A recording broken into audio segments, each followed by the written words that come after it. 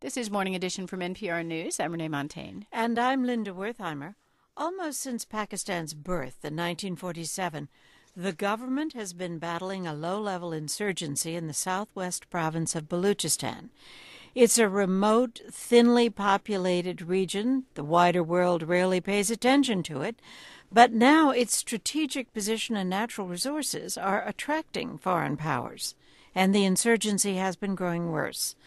Baluchistan is mostly off-limits to foreign journalists, but NPR's Anthony Kuhn met with members of the Baluch community in the Pakistani port city of Karachi. Baluch people in search of opportunity come here to Baluch Para, one of several Baluch neighborhoods in Karachi. The dusty walls here are plastered with nationalist graffiti and posters of martyred and missing Baluch rebel leaders.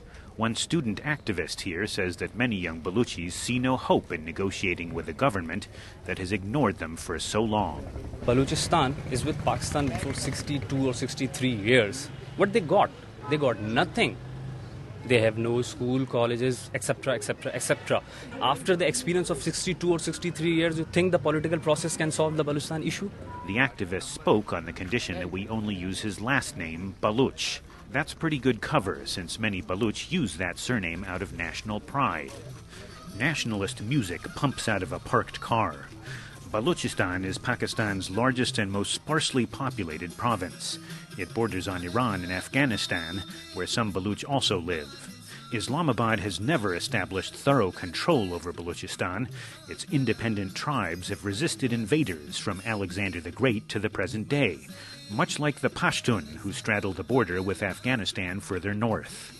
Baluch nationalist and former Senator Tahir Bizenjo hears in all this historical echoes of the days when the British and Russian empires once fought proxy wars and vied for spheres of influence in Baluchistan. To me, the 19th century great game has started in this region again, but in different forms and with different players. The most conspicuous player in Baluchistan right now is China.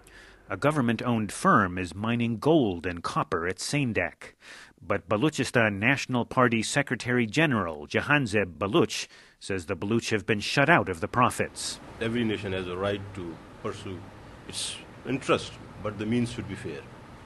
They should make it sure that their interests do not collide with the local people's interest. How do Baluchis feel about being the object of this game? First of all, Baluchis feel helpless that they are being sandwiched in all these powers and this great game. The Chinese are interested in getting to Strait of Hormuz, the energy corridor. The main gate of this energy corridor is Gwadar, Baluchistan. The Chinese have helped build and run the port of Gwadar, just 180 nautical miles from the entrance to the Persian Gulf. China's aim is to bring Middle Eastern oil into Gwadar through Pakistan and into the adjoining Chinese territory of Xinjiang, and a strategic choke point at the Straits of Malacca. University of Karachi international relations expert Farhan Siddiqui explains China's strategy.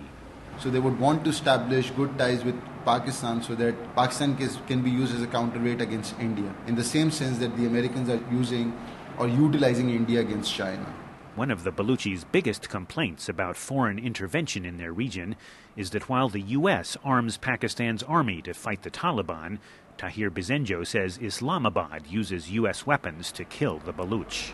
Washington has been the supporter of human rights violators, especially in Pakistan. No sensitive American citizen, if he is familiar with the politics of Pakistan, cannot deny it. Baluch nationalists say that more than 1,000 of their people remain missing, many of them probably killed or kidnapped by Pakistani authorities.